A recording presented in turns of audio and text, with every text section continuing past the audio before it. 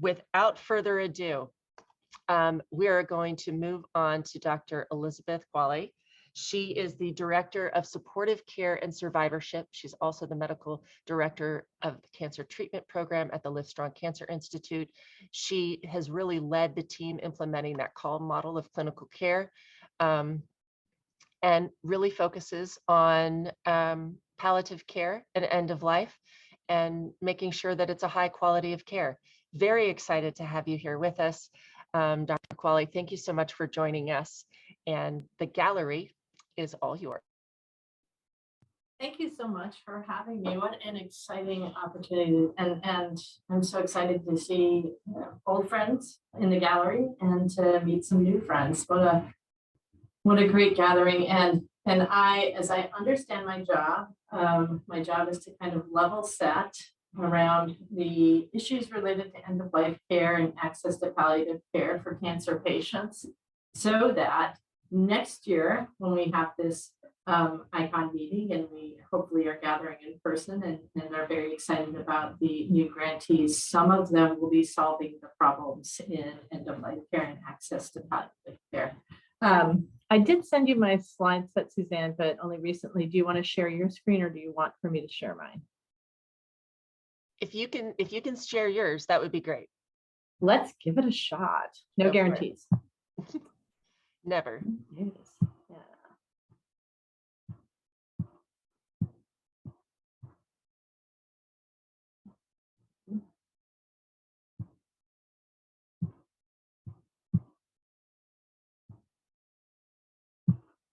Go from the beginning.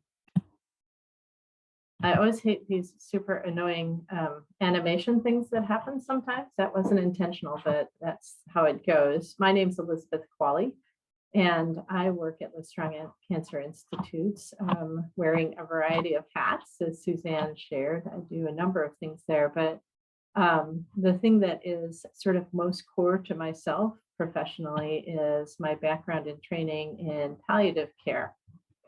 And so today we're going to talk a little bit about that. I want to start actually with a thought experiment that I'm going to invite you to join me in.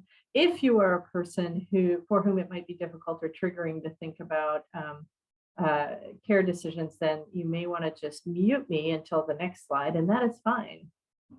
But I want you to imagine that you are sitting down and chatting with an oncologist, and the oncologist says, we have a treatment that is likely to extend your life by 2 months on average, maybe more. And its side effects are improved quality of life, less pain, less depression, and you'll live longer. I like to think that if that was available as a drug, that we would put it up on a building in Times Square and sell it to everybody. But what I want to share with you today is that those are the results of early access to palliative care. And so a little bit of what I want to do today is help you understand why it's important that everybody gets access to palliative care, and then sort of explore why that doesn't happen. And then think about some of the exciting things that are happening that might help reverse that trend. So why doesn't everybody receive palliative care? I think there is a branding problem for palliative care and other supportive services, which is that people, when you say the words palliative care, often think just true end of life care, like the last weeks of life or the end of somebody's cancer journey. And in truth, what we know is that palliative care is most impactful if people can start it at or near the time of diagnosis when they're diagnosed with a serious cancer. The second challenge is really logistics. Palliative care is most accessible in large cancer centers and those cancer centers that are associated with academic institutions. But guess what? The majority of cancer patients in the United States do not receive their treatment at those places. And so what that means is that the majority of people in the United States may not have access to palliative care until they qualify for hospice care. And that's often very late in the cancer journey.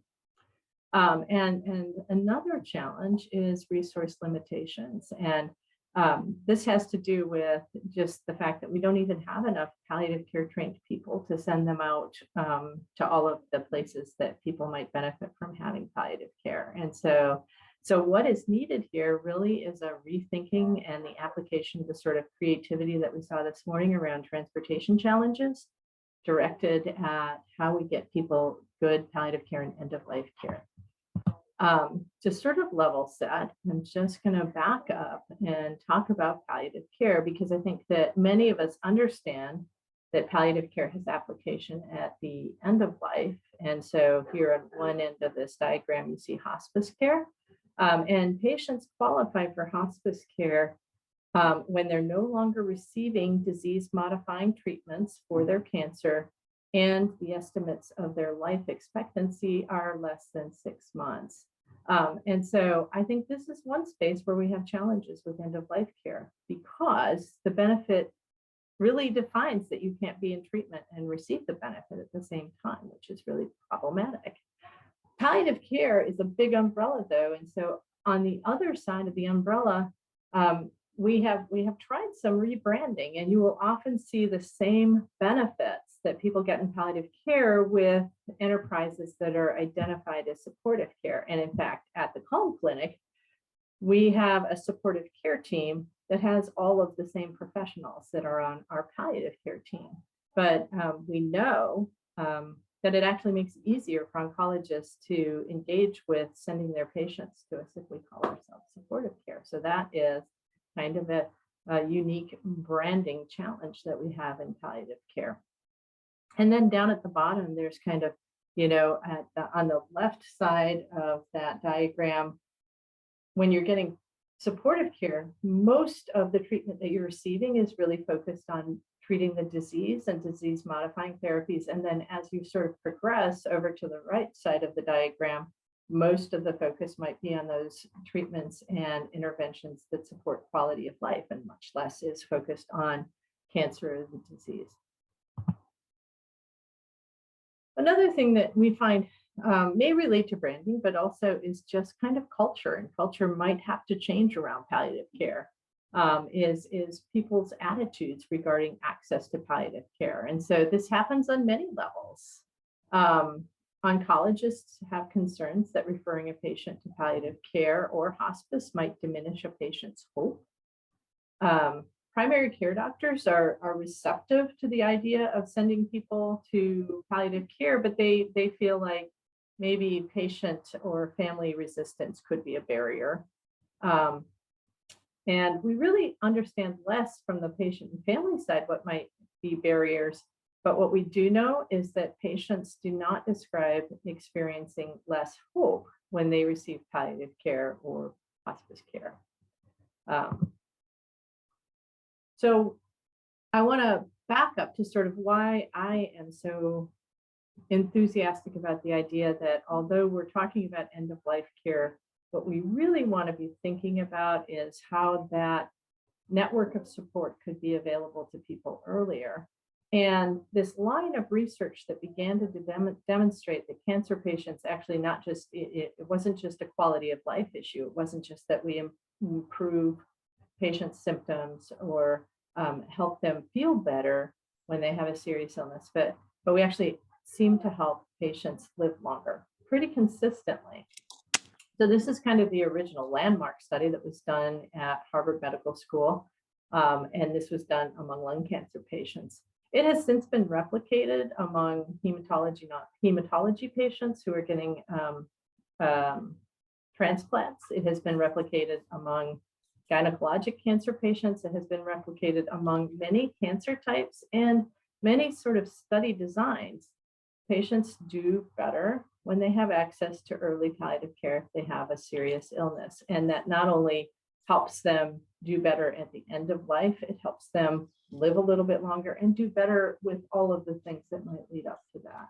And so it is really important that we figure out how to solve for this for all of our cancer patients. What day is this? Why? Sorry? All right. We don't really understand fully how it is that palliative care has that effect.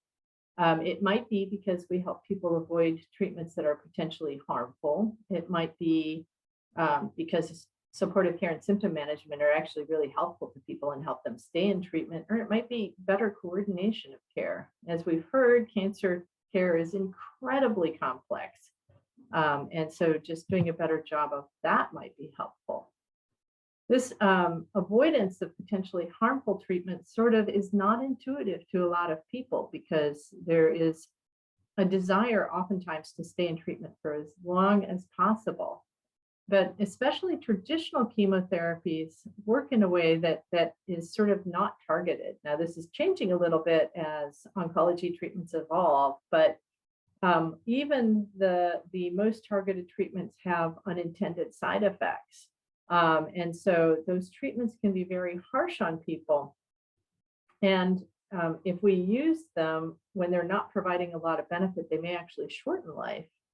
Our oncologists choose the very best treatments up front so that as illness progresses and they're choosing third, fourth, fifth line treatments, they may often not be as effective and patients don't get as much benefit for the hardship that they're going through in treatment. And that's really what I mean when I'm talking about the principle of diminishing returns. And the key thing is kind of finding that tipping point. Like you want optimal benefit, but there's a point at which those further treatments might not be helpful. And that might be a space where getting supportive palliative care all the way across the illness trajectory is really helpful. Another thing is that optimization of supportive care and symptom management really helps people stay in treatment.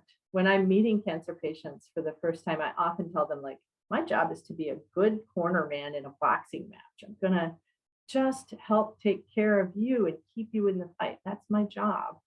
Your oncology doctor is going to focus on the cancer, and I'm going to focus on you. And I do think that really paying attention to the person who is living with cancer makes a big difference because truly our oncologists are very much focused on the disease and scans and markers and those sorts of things. And it's helpful to have an entire team that really is focused on the person who's living with cancer.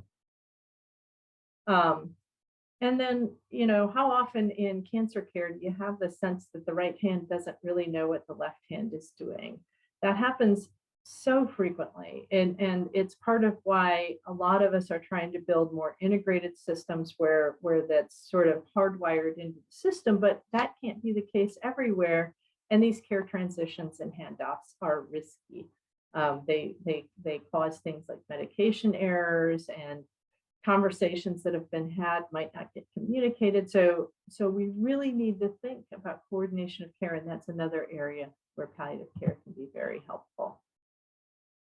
Other things that palliative care does that might be part of why it has such an impact on people approaching the end of life in their cancer journey, they help to make sure that each individual's treatments really match their values and care preferences. They address psychological, social, physical, and spiritual issues, improve symptom management, and through all of that work, what we know is that people who have good palliative care as they are approaching the end of their cancer journey also have better quality of life. This allows them to spend meaningful time with family and do the things that are important to them as time becomes short. So how do we think about transforming healthcare delivery in a way that allows everybody to receive palliative care in a timely way? I know that you've talked a little bit about the call model this morning, and Suzanne shared that I was part of that work to sort of try to rethink this and how we can make sure that everybody gets the care that they need. And so one of the experiments that we're doing at the Livestrong Cancer Institute with the call model is really building the team around the patient so that the front door of the cancer treatment program and the cancer clinic, from the perspective of the patient, really is that supportive team that is made up of a palliative care person, a dietitian, a navigator, a genetic counselor, a psychiatrist, our physical medicine and rehabilitation people, And I'm confident that I'm forgetting somebody because it's such a long list, but we try to build that around the patient rather than having the expectation that a person can ping from place to place. And then into that system, we plug the medical oncologist and the disease specialty people, so that the goal is that patients get that cutting edge, top-notch academic medical center care, but it's delivered in this medical home that comprises the other services they need. So that's an example of sort of healthcare redesign to try to hardwire access to that type of care into the care system. But I think we need to be thinking beyond that, because that sort of model will work in an academic cancer center like the Livestrong Cancer Institutes, but I'm not sure it will be as effective if we're like, well, what will work in Poughkeepsie, you know? And so we need to be thinking about that, because 80% of cancer patients or somewhere in that ballpark are actually getting their treatment in smaller places. And so therefore, we need to also be thinking about how we deliver that benefit in new models. And one of the silver linings of the past couple of years and the pandemic has been that telemedicine has just grown dramatically. We have figured out how to do it. If you had asked me 5 years ago, is it possible to do palliative care via telehealth? I'd have been like, oh no, that we couldn't possibly do that. We need that connection to the patient. But what I have learned is actually we can do it really well, and it is very impactful. And there are actually studies open now looking at how impactful it is and where the gaps might still be occurring. Another model that we're exploring is delivery of cancer care and palliative care in the home. So these home-based models. And that's really taking that sort of benefit to people where they live. And I think that's just the smartest thing. Like, why do we take really sick people and tell them to come see us in a clinic? That almost makes no sense, does it? But that's what we're doing right now. So I think the future of palliative care and the future of end-of-life care for cancer patients really is going to be creative people thinking about how to deliver this care in new ways. And there's a lot of interest in this. And there's a lot of venture capital right now that is directed at this challenge. And so what I'm hoping is that as we initiate this conversation and we have, you know, the Livestrong Foundation focused on this and getting their very best and brightest to think about it, you know, 5 years from now, we'll have a really different conversation about how people get access to palliative care. This is just my little soapbox thing, and this is for anybody on the call who hasn't done their advance directive yet. It has nothing to do specifically with access to palliative care. It has to do with people being the boss of healthcare, which does relate to palliative care. Taking charge of healthcare and serious illness is important for all of us. I drive on I-35 every day in Austin, and so I have completed my advance directive. And the power of telling somebody what you want done and you don't want done is really important. So an advance directive is one really good way to do this. I'd encourage you to get yours done. That was a total soapbox moment. Sorry, Suzanne. You are allowed a soapbox moment. Thank you so much. Thank you so much. This was really great. And you did a wonderful job of level setting for us. So I think that that's the insight that you provide, especially from a clinician's point of view, but an innovative clinician's point of view, is incredibly valuable. Dr. Qualley, thank you so much for taking the time out of your practice and away from clinic to share that with us today. So I apologize that I won't be able to stick around for the whole conversation, but I know that you will help me understand what's important to the people on this. Absolutely. Webinar. Absolutely. No, this is great. This really was great.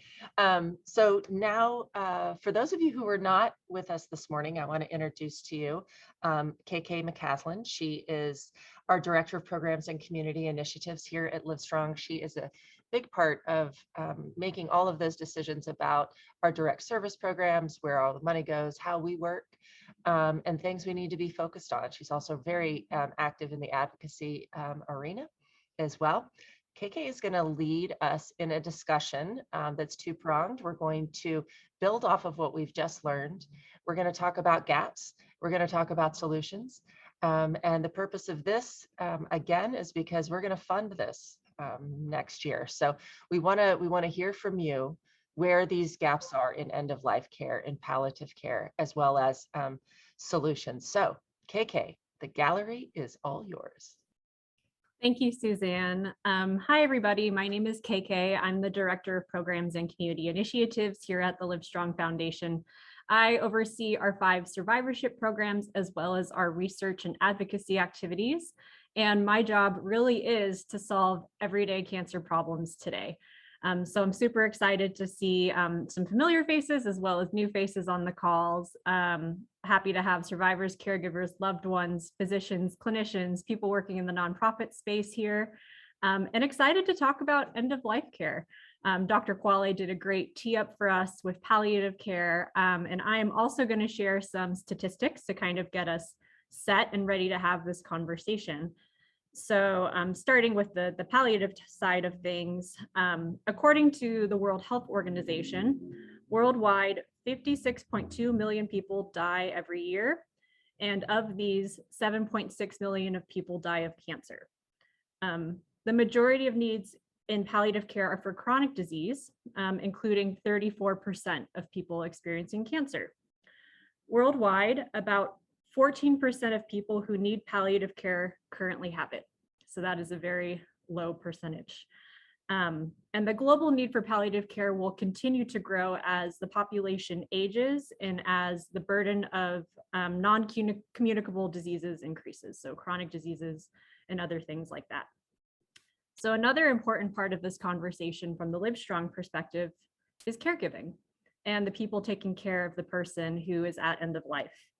So family caregivers play a significant role in the care of cancer patients, especially in their end of life. Identifying and meeting the needs of caregivers is essential to improving their quality of patient care. The difficult and challenging experience of caregiving is associated with a reduced quality of life, impaired daily activities and physical, emotional needs, financial and job pressure, fatigue, insomnia, sleep problems, anxiety and depression, moderate to severe stress. You may experience guilt or regret. Changes in family roles may take place, and there's a general lack of time for family and friends experienced by caregivers. And I think the elephant in the room, but never too far in the background, approximately 30% of patients rate financial distress to be more severe than their physical, family, and emotional distress at end of life.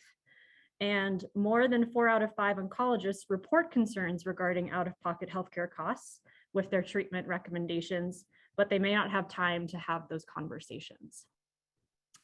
So that's where we're intending to go in our gaps and solutions discussion today. So I just want to open up the floor and see if anyone wants to share their experience with palliative care, or maybe their experience with caregiving to kick us off. Any brave souls out there today to get us going? This is everybody's cue to come off of mute and turn your camera on. No judgment on what you're wearing or where you are. It's all good. We've been doing this long enough, so nobody cares, but we want to hear from all of you. And I'm going to go with Scott because I saw him unmute first. So go ahead, Scott. I did unmute. What to say? As some know, I lost my wife, Judy, wife of 26 years, to multiple myeloma. And we expected her treatment to go on for a lot longer than it did. Lost her pretty quickly. And I think the biggest gap in what we experienced was having somebody encourage and support us through planning for what comes after her death. It wasn't something we were preparing for. We were dealing with the treatment and assuming the treatment would be successful. And somebody really needed to say, these are the things that you should be ready for, which we didn't have the chance to deal with. Just what would you like to say to your kids? What would you like to leave behind as a legacy? Where would you like funds to go in your honor? Simple questions that we just didn't have answers for. Thank you for sharing, Scott. I know you've shared your story many times with Livestrong, and I think your experience is not unique. I think it's shared by many people as caregivers or loved ones in the cancer space. In prepping for this conversation, there were kind of different larger areas of need when it comes to caregiving. And I broke them down into the social needs, cognitive needs, and psychological needs. So social needs would be support for care, effective communication, and financial support in caregiving. Cognitive needs may be that education about what is good, how to have shared decision-making support, really bringing that to the forefront. And psychological needs, that would be preparing for the trauma, preparing for confronting the reality that you may lose a loved one, and support for mourning in grief and bereavement.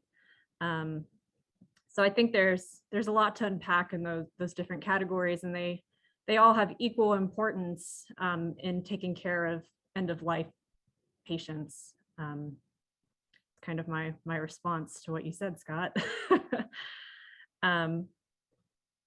Anyone else want to share their experiences with end-of-life care or their thoughts on caregiving or other elements of end-of-life care? Go ahead, Julia. Thanks, KK. So at our organization, and I've been there over 25 years, our bereavement groups were not even called bereavement groups. So that they are now. That's a change, but this is a conversation that I have all the time with my clinical program director. We don't have any, it's a real gap at an organization where you're having group support and counseling and classes and education. And there is more of a focus on, not such a focus on end of life. So we're talking about how can we formally create an end of life program. And it's not there yet. I don't have any answers, but it's very much on our minds here at the cancer support community. And Scott, even our organization is filled with therapists, and even in an organization filled with therapists, there has been this historic, at least at our organization, reluctance to really go straight for that kind of program and that conversation of what is now called palliative and end of life care. So I've been talking about this for 5 years with my program director, and we're determined within the next 3 years to get something going and happening.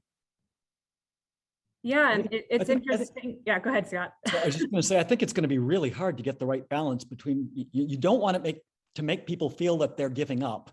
You want to make it be empowering, right? Mm-hmm. You're making decisions that you should make, that are yours to make. Yeah, and that kind of taps into what Dr. Wally said in her kickoff, at least one of the elements she addressed.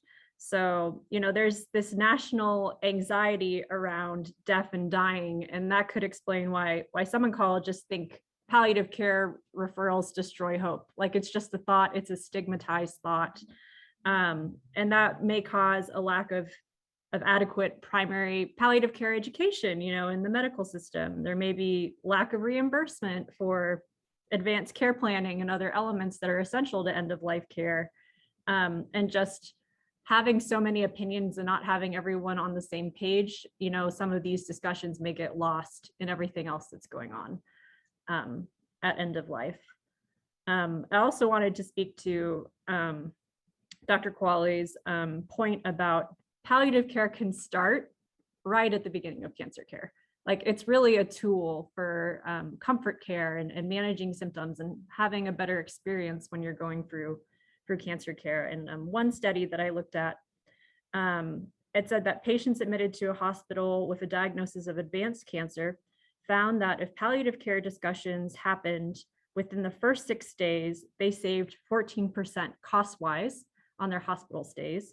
And if it happened within 2 days of them starting cancer care, it saved them 20% in cost savings due to reduced length and intensity of hospital stay. So, if you're really listening to patient preferences and helping manage everything going on, they're going to feel better and they're not going to need to stay longer. And maybe the intensity of treatment will change as well. And anyone else? Would anyone else like to share something before we continue? Doug, I know you shared some insightful thoughts about palliative care in your experience on our last meeting. Would you care to share again? Wow, I was re-diagnosed with advanced prostate cancer back in September of 2019. And anyway, I went through a Livestrong program at our local YMCA, January, February, March of 2020, until the pandemic hit, and then we had to shorten the.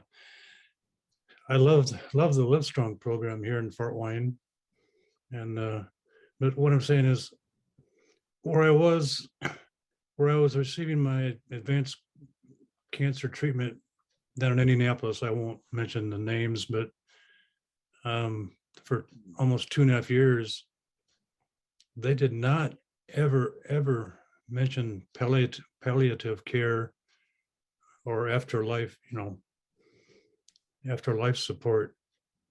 And like I said earlier in the discussions, that I was surprised to be referred to my hometown Cancer Institute here in Fort Wayne, which is a part of MD Anderson, or associated with MD Anderson.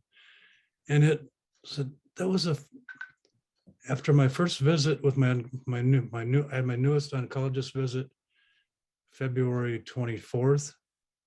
And yeah, they were very comforting and intensive, and listening. And then 3 weeks after that, March 10th, it happened to be, I had my first palliative oncology appointment. It happened to be on my 70th birthday.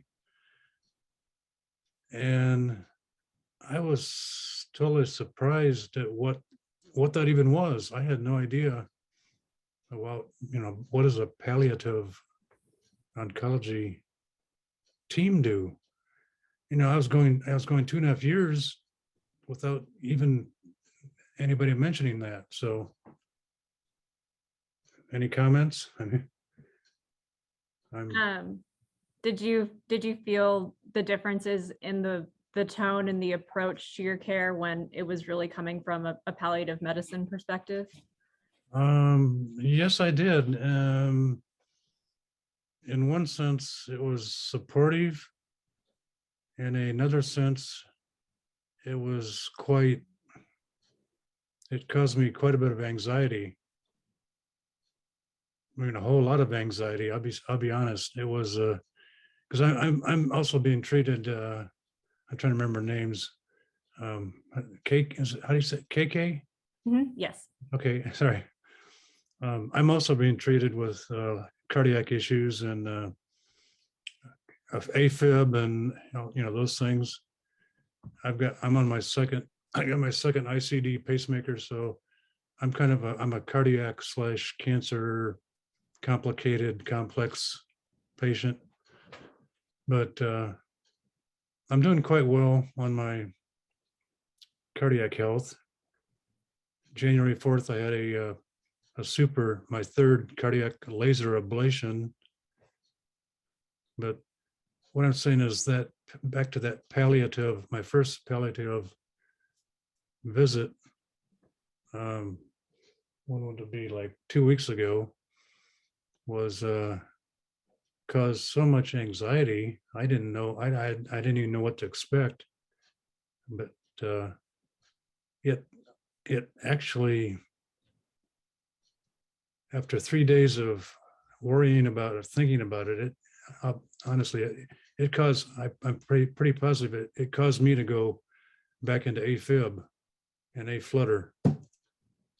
So that took me a trip back to my local ER, my cardiac hospital, on March 16th, and I had a successful cardioversion. So that's my thoughts. Yeah. Yeah, I mean, it's hard to have these conversations and embrace these topics early on. But I think there's been so much stigma built up over time that's what's programmed. That's how we're programmed to think about it. And I know that Lisa, I don't know if you're able to come off mute, Lisa. You had a great comment. When making a referral, don't call it palliative care, call it palliative medicine, and better explain its purpose. Would you like to speak to that? Yeah, hi. So I'm a nurse practitioner who does hospice and palliative medicine, and well aware of the idea that when we say palliative care, everybody hears hospice. And so I trained at Mayo, and we worked together with a lot of the oncology teams, the GI team in particular. And so when things, when people were diagnosed or they started to have symptoms that were troubling, or spiritual distress that was troubling, or coping that was troubling, they would say, I would like to get my palliative care team involved. They practice palliative medicine, which is pain and symptom management, and they're part of our team here. Would that be okay with you? And so what we're setting up is the idea that we're here to treat your pain and symptoms related to oncology, your cancer, and your other medical issues, just like Doug was talking about. Nobody really gets cancer without heart failure, diabetes, other issues. And so there's many things that are associated with cancer patients that palliative care can address. And so that's kind of how we present it. That's what we talk about. We talk about the whole person. We talk about helping manage the side effects of the medication while you're undergoing treatment. And we say that up front so that there's no confusion that we are associated with hospice. We are here we stand with you while you're here through this journey. We're with you. And then if people do bring up hospice, then we can transition to hospice, but we're palliative medicine. And when you're boarded in palliative medicine, you're boarded in medicine. You're part of the medical team. And the other part about palliative care is really, and what I'm interested in this discussion, is that caregiver part. So being mindful of what the caregiver, who honestly is hardly ever without medical issues themselves, how they're dealing with things. And, when somebody has a serious illness diagnosis and then cancer on top of it, they can they can feel that really large sense of loss of control. And so that's what we try to give back to them by addressing advanced care planning, by addressing their goals of care, by addressing, serious illness conversations with them. And so I guess, helping the caregiver be part of the team as well, and addressing some of their concerns straightforward. I was at the AAHPM assembly it was virtual. So, and one of the groups was talking about this patient's wife that was with them. And she came on and he said, well, how did you come to trust us? Like, what do you think was most important in that relationship building? And she literally said, you were the first people to ask me how I was doing. Yeah. That's all. That was all it took. It was somebody looking her in the eye and saying, how are you doing with all of this that's going on? And so giving them a voice and giving them, respecting their journey, and then, really making sure that they're heard and that they feel that piece of control. Yeah, that was a great explanation, Lisa. And I definitely agree.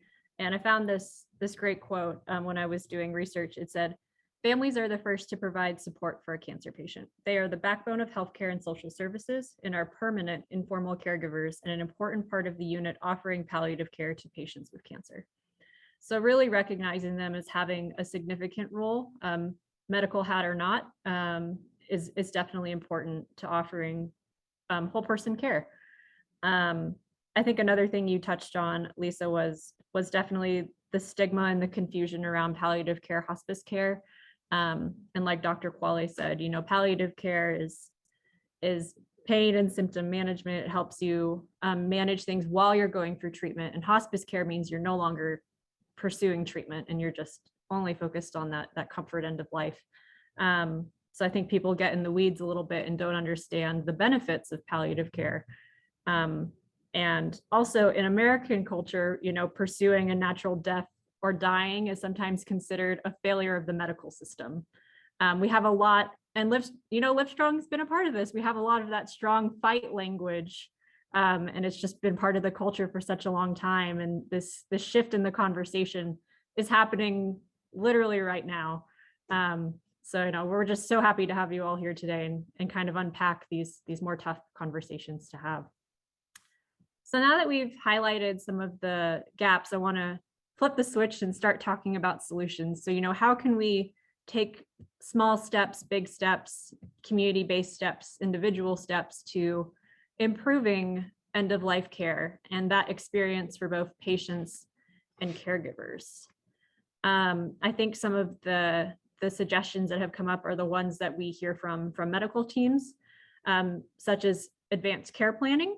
Advanced care planning can help identify substitute decision makers and prepare family members for death, which is considered protective against distress down the road. But as Doug explained, it's hard to have that conversation and do that early on. Also, I think early detection of psychological distress.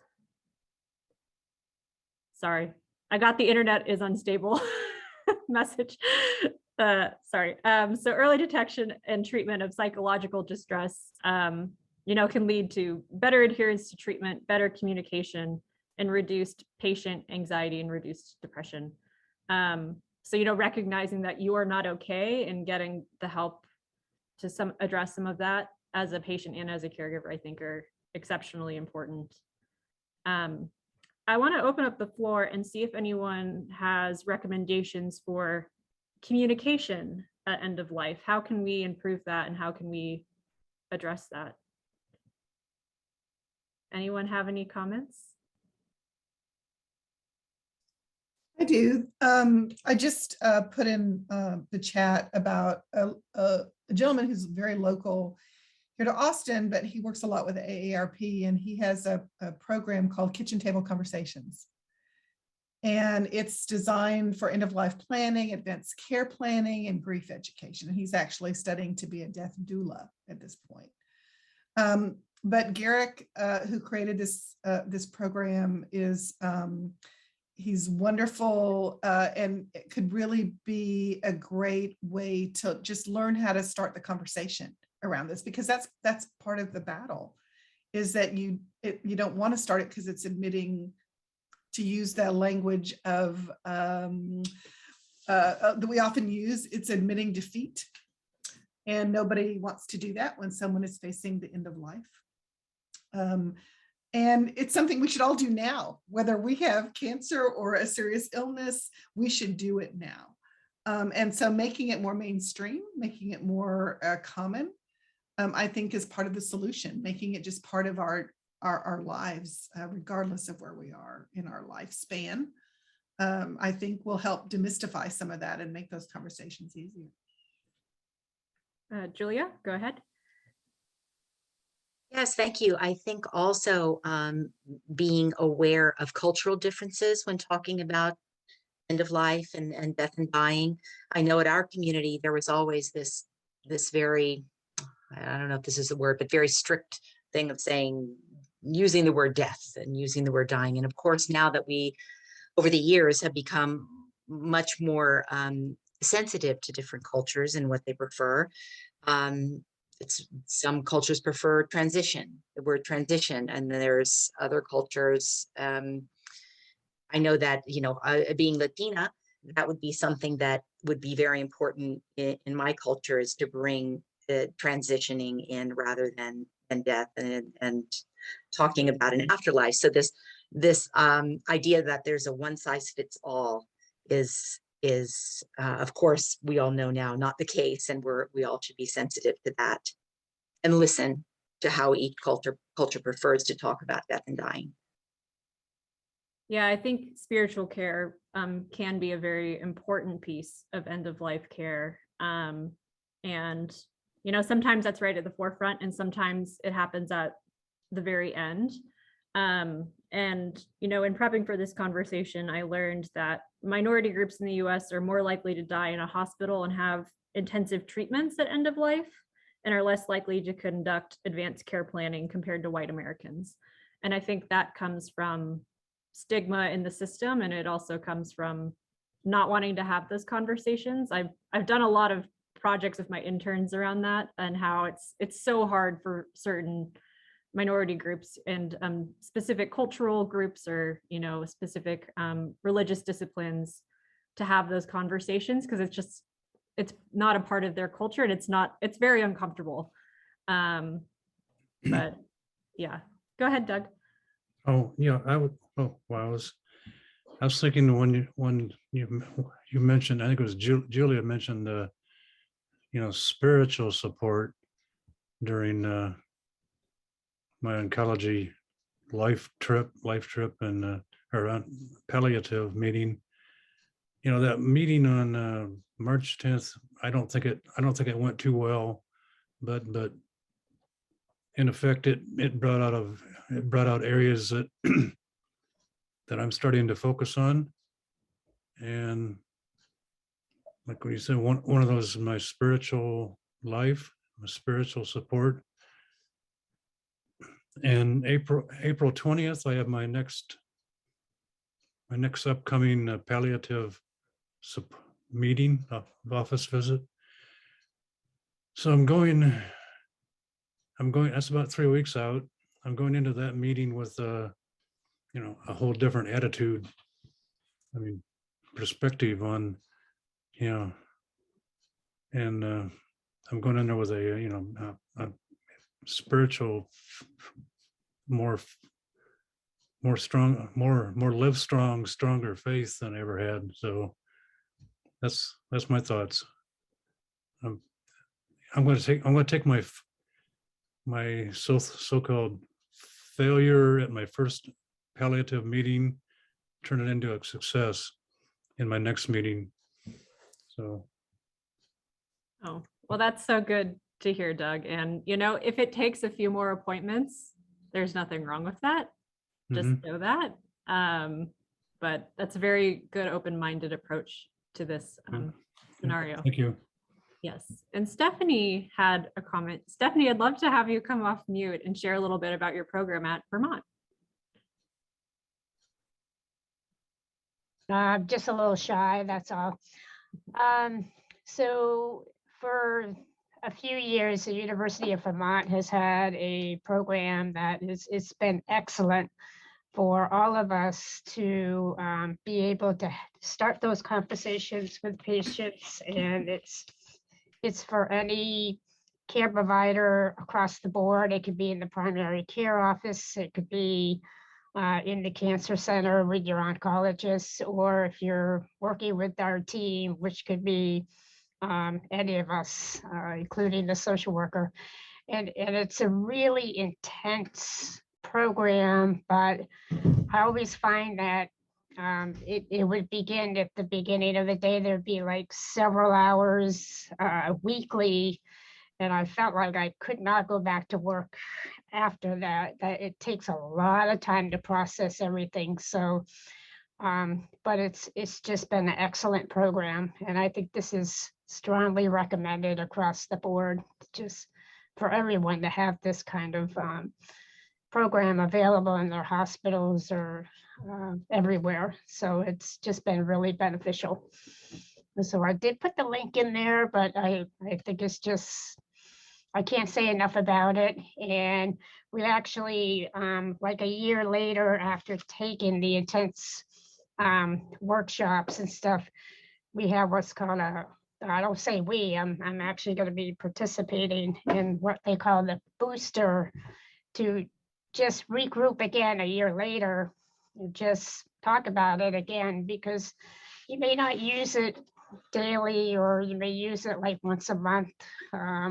So it's always good to have that kind of a support and trying to and letting patients know that we care about them. We really care to have these conversations, and that it's really important all around.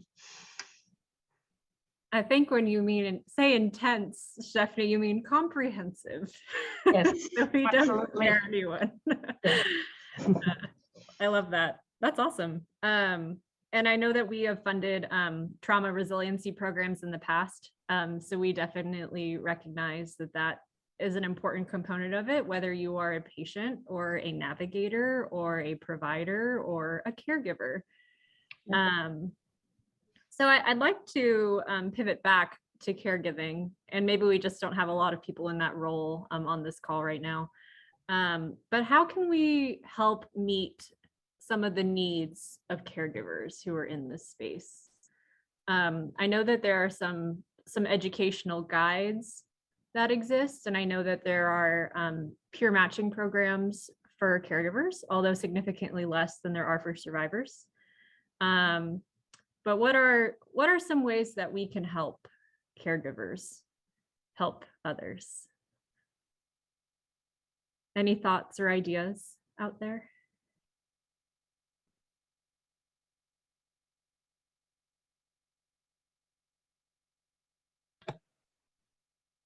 Go ahead, Julia. I would say, and I have been a caregiver in the past for my father who died of colon cancer.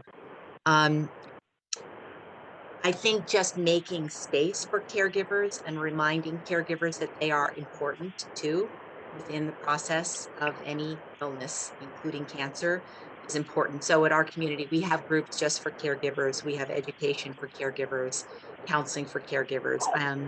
A lot of what we hear at our community, over the many years I've been there, I've run orientations, and a caregiver will almost apologize for being there. I'm not the one with the cancer. I'm not as important. I don't really need the care. So I think it's a lot of it is making space and reminding caregivers that they are indeed very important. Yeah, I agree. And more caregiver specific programming. For those of you that don't know, if you're a caregiver, you can call in to Livestrong. We navigate caregivers as well. We may not have as many caregiver specific resources, but we have put in the effort to have some. And just recognizing that their needs may be the same or may be very different. I think it's I don't want to say one and the same, but they are going through an emotional experience too. Definitely. So whoever yeah, go ahead. I'm so sorry. I'm actually calling in. I had an issue with the link, so my deepest apologies. But my name's Rachel, and I'm with the Cancer Hope Network, and we are a nationally based peer matching organization. And I am also a certified death doula. I got my certification through the University of Vermont program. And so this is something we've actually been spending a lot of time focusing on as a group and with our volunteer base, because I feel that caregivers in many ways experience, as much, if not more, of the psychological stress and trauma of end-of-life decisions. They are very much involved, but not really the decision makers. And they have a lot of the pressure of the care. And so as a team, as a volunteer base, we've been doing some educational programs on how do you support somebody? Like, how do you sort of rally your community to come alongside, these men and women to help support somebody who's caring for a loved one who's going through some of these end-of-life choices. And it has really been incredible to see the response. And we do have opportunities for caregivers to speak to those who have lost their loved ones previously in the past. So that is an option, for caregivers in the future. If anybody, needed some support, please, by all means, feel free to reach out to us. But this is such an important conversation. I'm just so glad that you are doing this and we're able to take a part in it. Thank you, Rachel. And I actually just sent Cancer Hope Network over to Kim, our navigator this week, because you all came up in what I was doing. So there you go. I think you all were on our resource list, but I wanted to add it for end of life care specifically. So thank you for what you guys do. Yeah. Mm-hmm. No, thank you so much. I appreciate it. Mm-hmm. And Ray Ann, I know you had unmuted earlier and we skipped around. Did you still have a comment?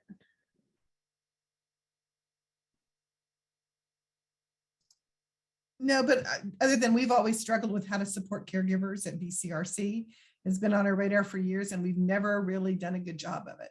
And so, but I'm loving some of the ideas I'm hearing today that other people are using. And so now I'm bringing home some new ideas to the team. Thank you.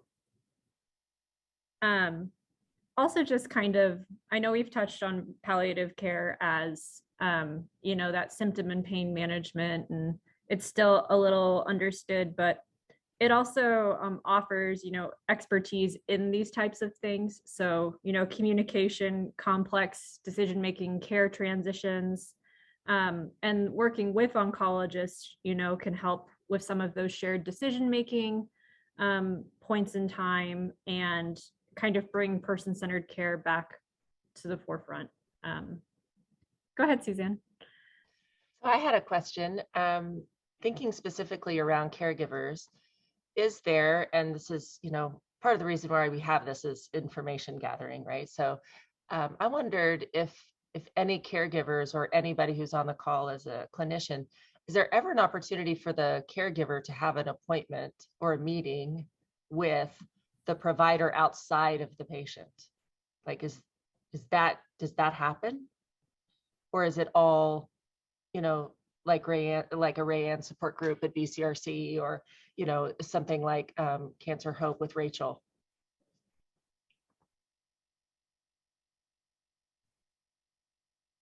Take that as a no. Anyway, I was just thinking that could be interesting. The only time that happened for me was when it was pulling me aside for something that they didn't want to say in front of Judy. And it would be helpful, I think, to have it be not that, where she might even see it happening and wonder why, but a scheduled time. Yeah, and in my experience with Livestrong at the YMCA, where caregivers are invited, they're allowed to go to the sessions with the survivors. I always try to make, when I do the social emotional support groups, which I haven't done since pandemic, it's been a very long time. But when I do get the opportunity to do that, I always try to address the caregivers. But even in that group setting, they're probably not saying everything that they would like to or could or feel comfortable with the person they're caregiving for in there. And even as a more post-treatment program, I think there is an available space for that caregiver specific social emotional support along the way, you know, not just after too. Go ahead, Rachel. Yeah, I was gonna say, you know, through Cancer Hope Network, that is a lot of what I do. I do speak, I'm on staff there as well, and I do speak to a lot of our caregivers separate from the patients. Now, you know, I don't know about if you're talking more about like a doctor, like an appointment with the medical team. I don't think that they necessarily have those available, but I do think it is important for the caregiver to talk to somebody in a professional manner about what are the things that I should be concerned about. You know, what are the things that I can be doing for myself and for my loved one. You know, I think that is a very important conversation to have separate from the patient, because I think there are so many emotions and tied up in all of that. Do you understand what I'm saying? That it just feels, you know, I think they can feel a lot of freedom to say what they really want to say, what they need to say, just the way they want to say it, and not have to filter or feel guilty about saying, you know, that they're giving up. You know, some people feel they're giving up on their loved one, and I keep saying that's not the case. You know, we're just here to make sure that every single day of their life is spent to the fullest and that they are cared for well, and that's it. That's what we're here for. It doesn't matter, you know, that's not part of the factor. So yeah, and I think the worry is high, the guilt is high, the stress is high, and it's hard to get around all of that sometimes. And also, you know, just thinking about what Dr. Wally said about palliative care, it's not everywhere. You know, we need that everywhere, just like we need caregiver care. It's not everywhere. It's not built into a system, but there's so much research on its benefits. So why is that not happening? Sorry, my lights went out. Any other final comments before we wrap up? I don't know how much palliative care deals with the things that make people smile, but we need more of that. That is a great point. And one of the reasons we're excited to fund George Marks Children's Hospital this year, a program that really addresses that gap, and hoping to do more things like that in the future. Maybe it will create a trickle effect. But I just want to say thank you to everybody. I know this conversation was definitely harder than the transportation conversation, but all what we call practical support needs in cancer care. And we appreciate you being here and helping us unpack it. And we might. Okay, so the real reason you asked us to turn off our videos was so that we didn't all have to watch one another cry. I get it now. Jessica, thank you so much for sharing that with us. Really honored to be able to see that. And I have a whole list of questions, but still trying to absorb what we just witnessed for sure. I know one of the things that I've read that you've said is that this was really the first time, obviously you were very close to Bambi and to Rick, but that this was the first time you really understood the challenge and the crisis of the caregiver. Can you share more about what you learned? Well, boy, it's so nice to be here with all of you and the important work that you all do as an amazing foundation. Thank you for having me. This film, as with every storytelling project that I do, really, really taught me something. I think the whole concept of narrative medicine, which I don't know if you have heard about, but it's sort of a new approach to teaching healthcare providers using story. And it really, I think, is a way that we can start to change this culture that we have, which I think is not working. But every story that I tell teaches me something about the system in which I work, and it teaches me something about myself.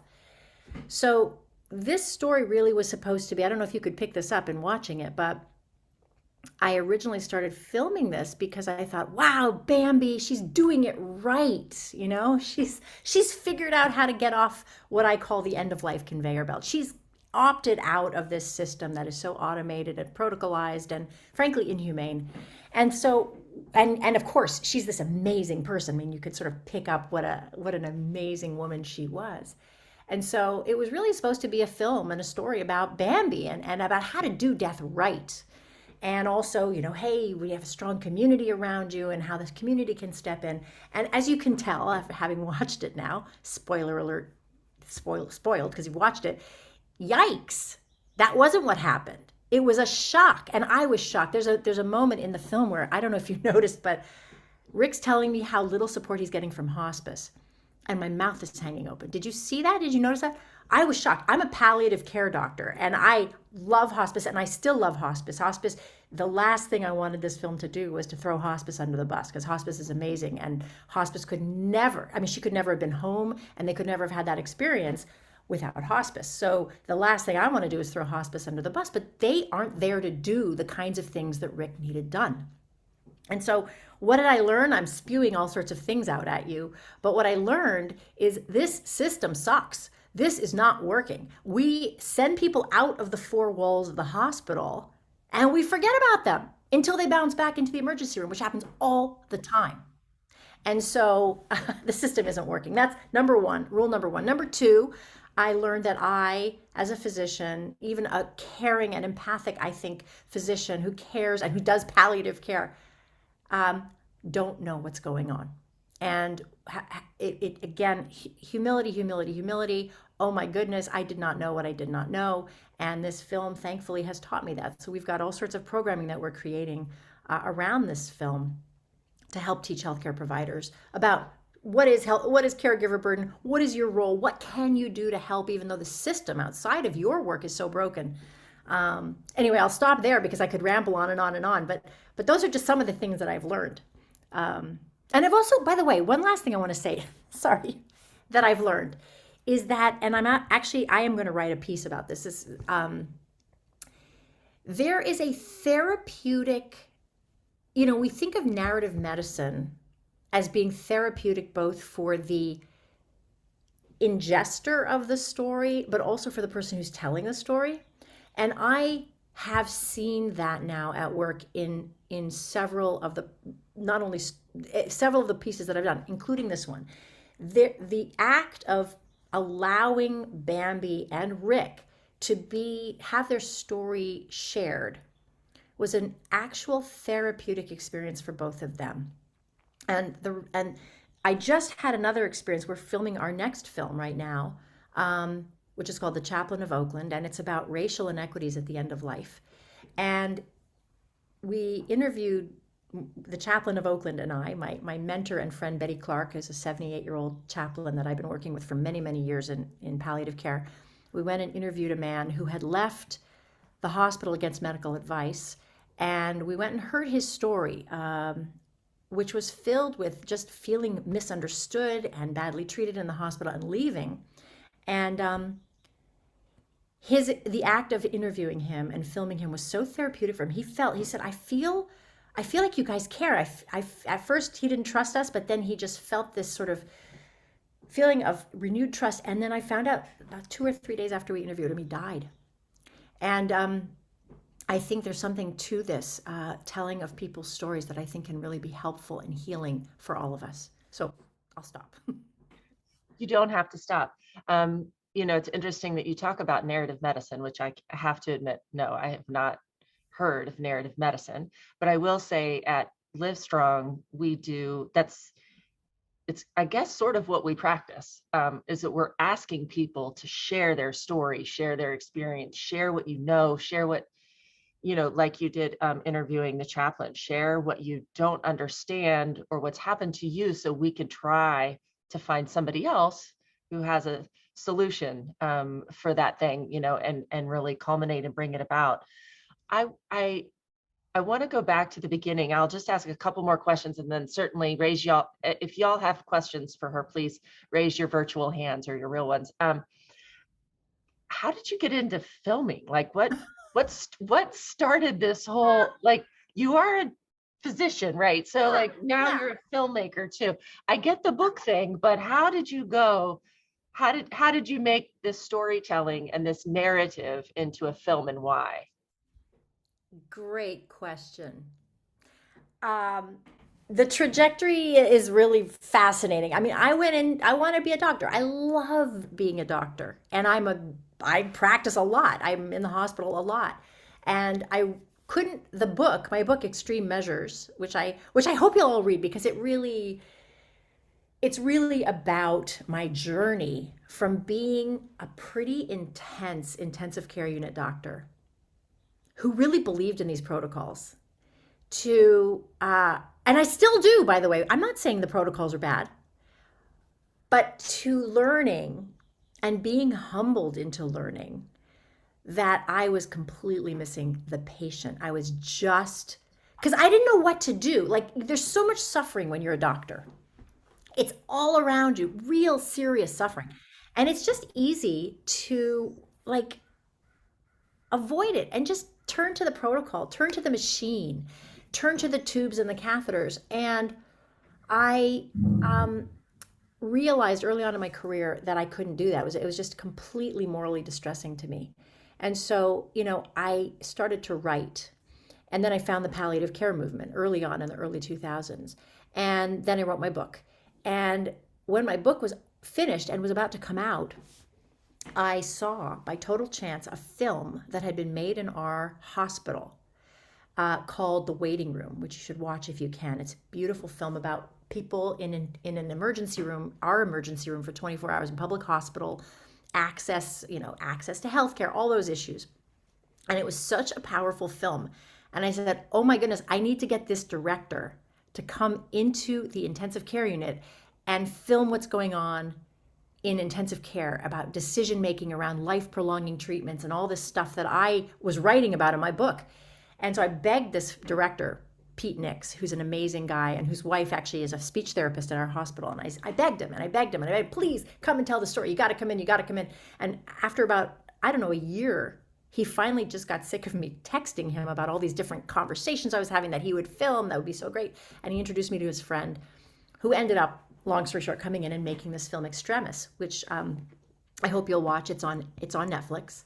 It was nominated for an Academy Award. It was very, very, it just like, I couldn't believe, I didn't understand the power of film. You know, they say if a picture is worth 1,000 words, I'll tell you that a movie is worth 1,000 pictures. And it just took me by surprise. I wasn't prepared when that film came out for the demand, that for the amount of people who would watch it and want to watch it.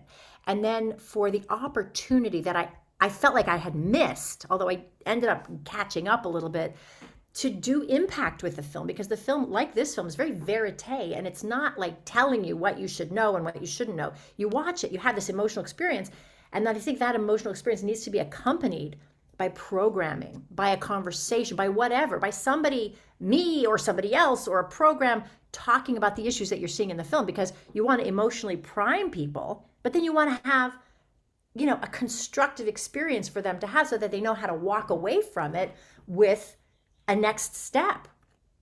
And they know how to interpret what they saw in a productive way, because this is complicated stuff.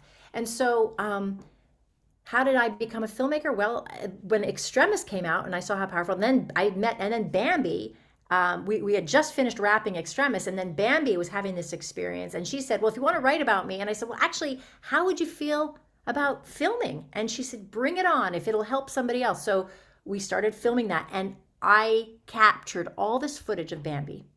And by this point, my book had come out and Extremis had come out, and I had this huge amount of footage of Bambi. And I didn't do anything with it for about a year.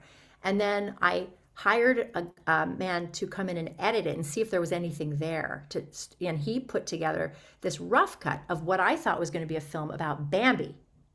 And it was a film about Rick. And I was like, oh my gosh, who is this caregiver? What is this thing that happened to him?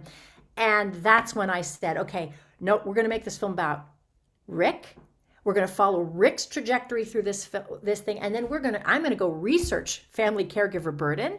And I'm going to create a bunch of programming around family caregiver burden so that when this film comes out, I'm ready to go. And of course, that's when the pandemic happened, which was not good timing. So, but we have programming for physicians. We have programming for family caregivers. We're creating a program right now for hospice staffs, because you can imagine that hospice people have profound moral distress because they are like right there at the bedside, and people are looking to them to expect, like I did in the film, expecting them to fix it, and they can't.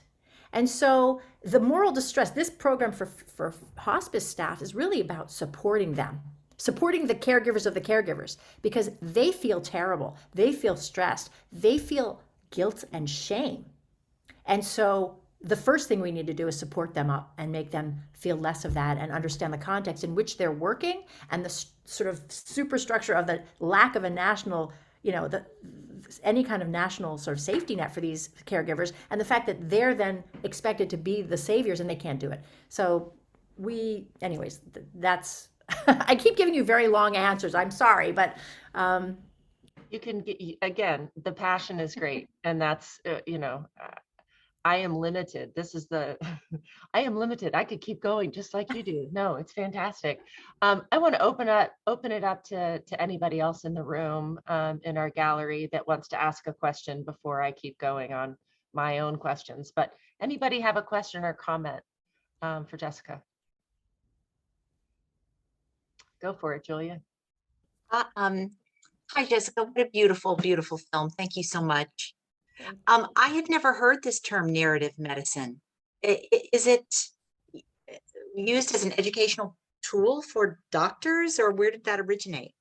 I'm so glad you're asking. It's funny because right now, in fact, this morning, I've been working for months on creating a program that's a double feature program that includes, it's a 3-hour program that includes a showing of Extremis and a showing of Caregiver, a love story, and has a lot of intervening kind of talking. And it introduces, this is for healthcare providers, but it can easily be tailored to a lay audience as well. But it's really using, I sort of have this rubric, we're talking about the hero's journey. You guys have all heard of the hero's journey, right?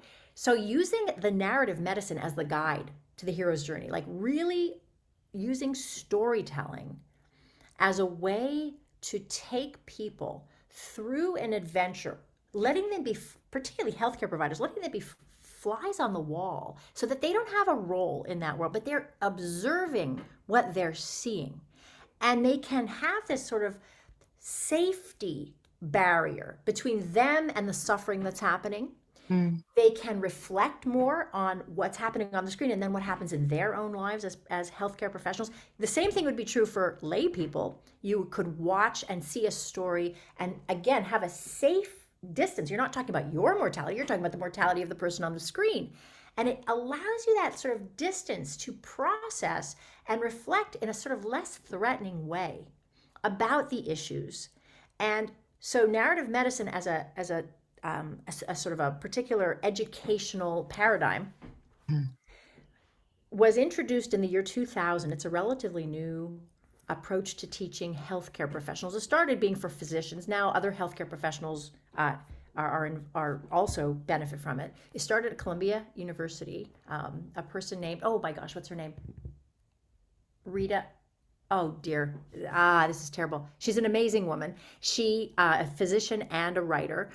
And it uses, again, the concept of storytelling as a therapeutic modality, doing what I just described, a sort of giving distance so that people can process story. It's not data, it's not slides, it's power. It's stories, and allow them to kind of have a little bit of distance so that they can kind of re-enter the known world, right? After having had this adventure through storytelling, they can re-enter the known world with a new perspective and create a new known world. And that is what this double feature is that we're creating right now, which is, again, this hero's journey using narrative medicine to create a new known world. And I think that there is some data on narrative medicine and how it impacts physicians.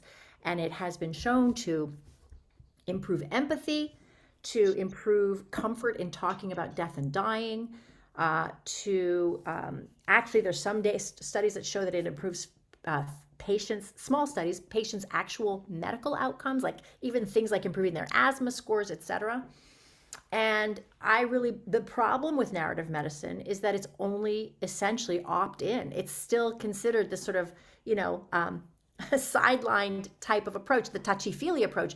But, the American Association of Medical Colleges really thinks that it's something that should be more incorporated into the teaching of medical students. And I believe it should be absolutely required for every single person who's certainly going to be a doctor, but nurses, people who are going to be taking care of patients should be seeing stories and processing stories with people who know how to help them do that. It's really, really interesting, Jessica. I wonder, all of your comments and thinking about learning right from the physician perspective. One of the things that we're doing is, and prior to this in the conversation is around solutions, right? We're looking for gaps at end of life care and solutions for end of life care. Would something like this narrative medicine idea be appropriate for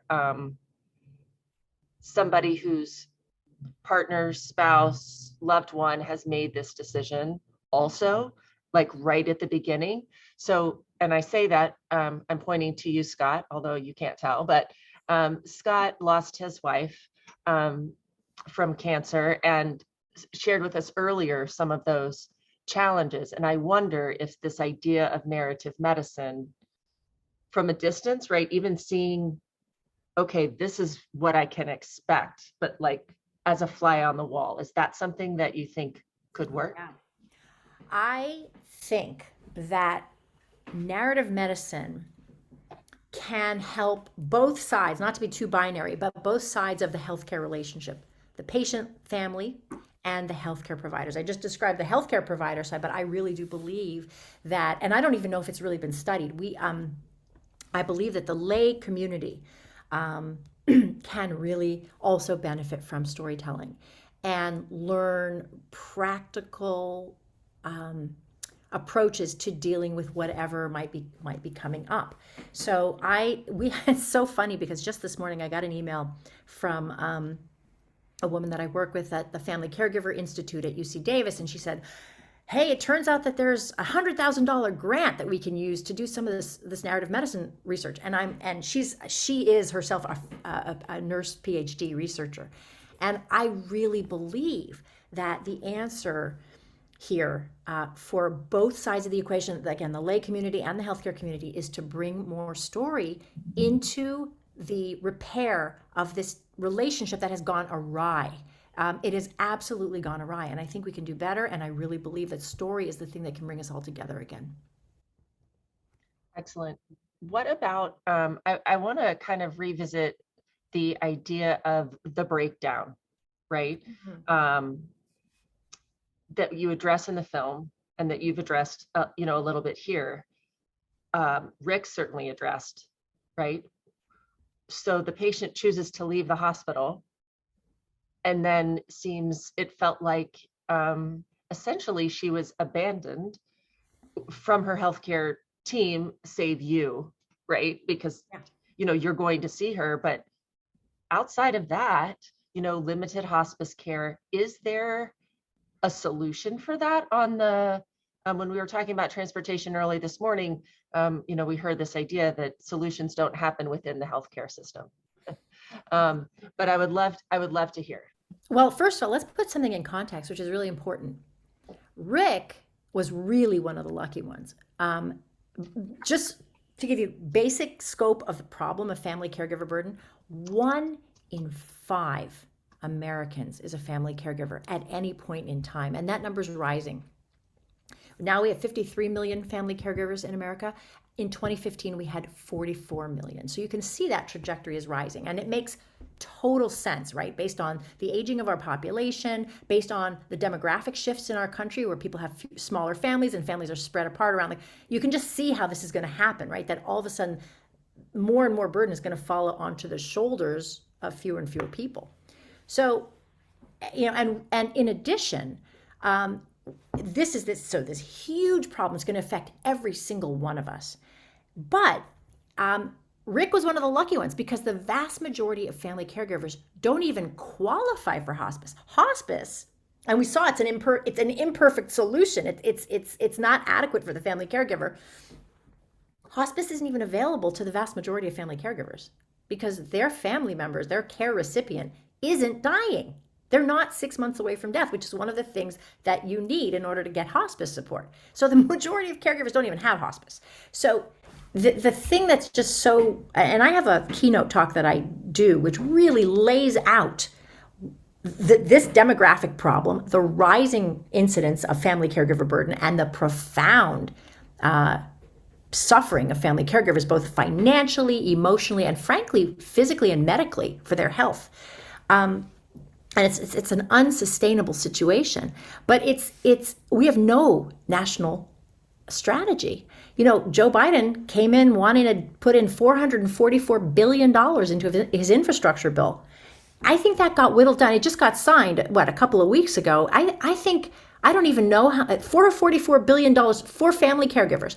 I think that number shrank down to, less than 70. I don't even know. And by the way, states are very different. California has somewhat more support. It's nothing. Texas has, I think, $5 million allocated to support family caregivers over a 2-year period. That's a joke. Sorry, it's a joke. It is a joke. And so we got a big problem. I don't even remember what the original question was, but it's okay. Big problem. Yeah, it's definitely a big problem. Lisa, Lisa's got a question for you. Hi, my name is Lisa Harrison. I'm a nurse practitioner with Prospero Health now. I don't mean to fangirl over you, but I loved Extremis. I love your energy. I love your thinking. I love your spirit, your passion. I too have ICU and palliative care background, and I just love it. So my question now is, I'm working for a company who is seeing patients in the home.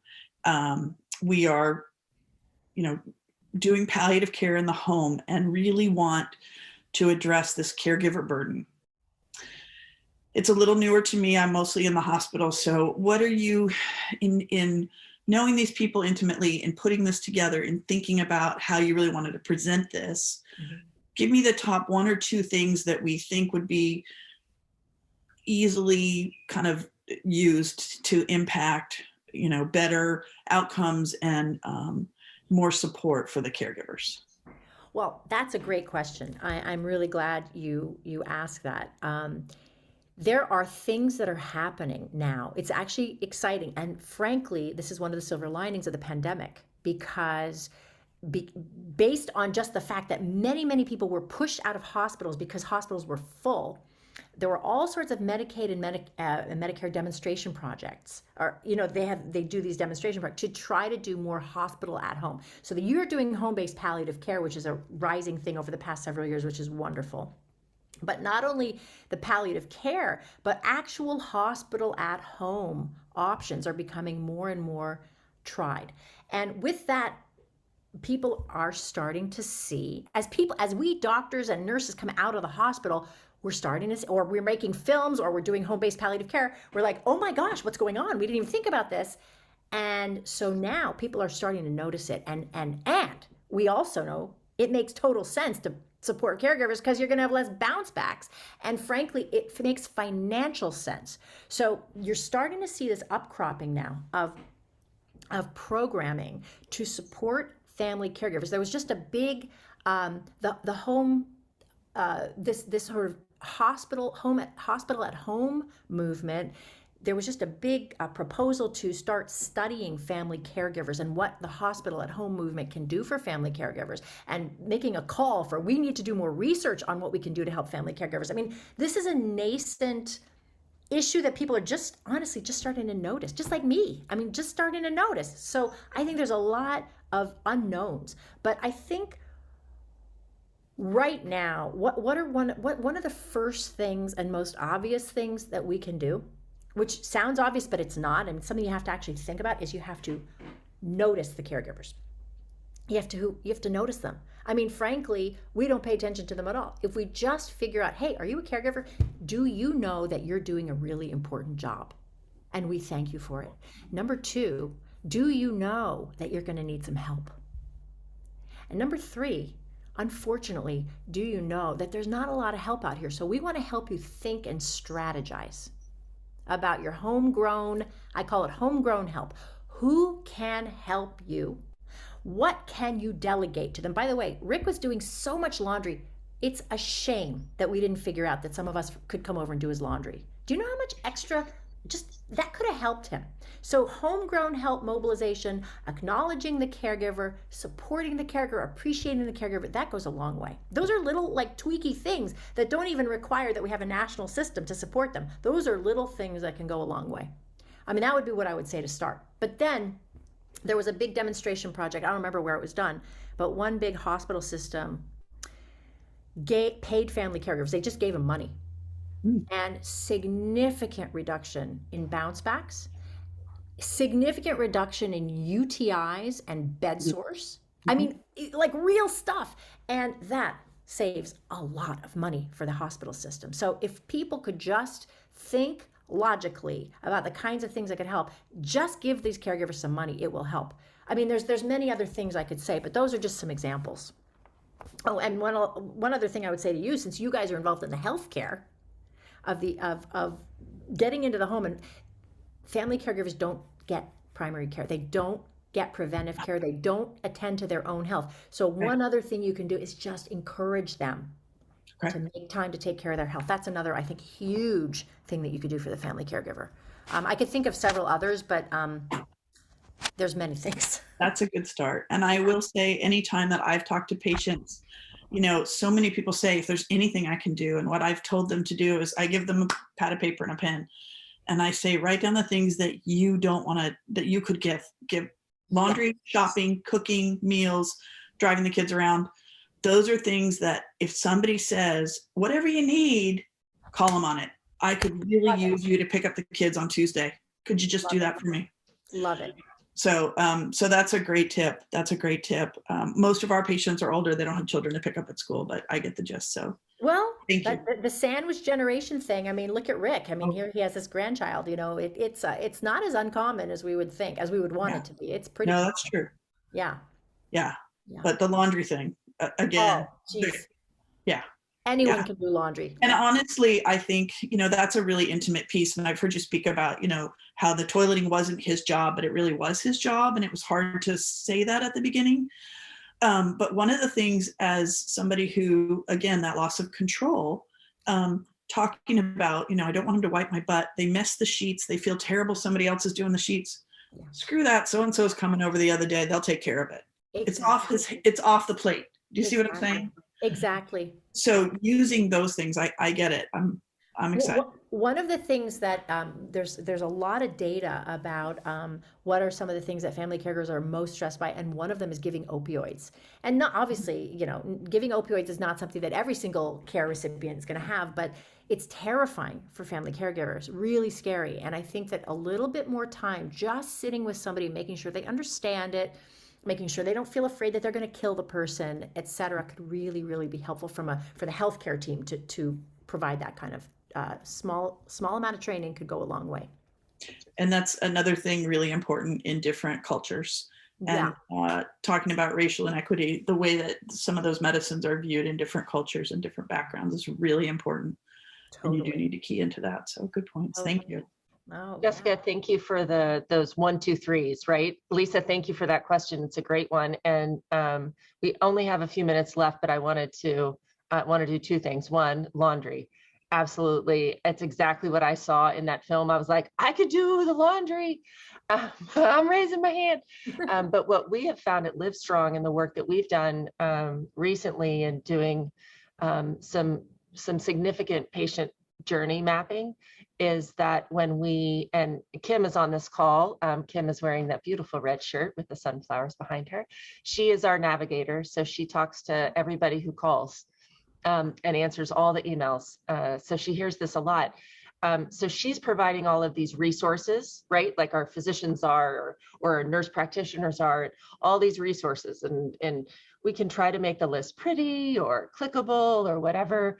But ultimately what we have found is that until you lighten their load, they do not have the emotional space to really do anything with the information. And so what we're definitely learning through just today is it's caregivers too. It's not just the patient. And so when I watched that laundry scene, that's exactly what I thought was, one thing, We Are Here, which is a project that we have on the side. We're doing cleaning for patients. Oh, I love it. Just cleaning their house. Refrigerator, just the refrigerator. Yeah, because we need them to fill out a form, but they won't fill out the form because there's just too much. So we clean their house twice and suddenly they can fill out the form. And it's the same thing that I'm hearing from this caregiver and end of life point of view. And even if you're not at end of life, but certainly from a caregiver point of view. Okay, a few more minutes. We've got time for one more question, if anybody, or comment, if anybody else wants to share before we say goodbye. Last chance to talk to a famous physician, a famous narrative medicine physician. Okay, Dr. Zitter, thank you so much for being here. This was so great.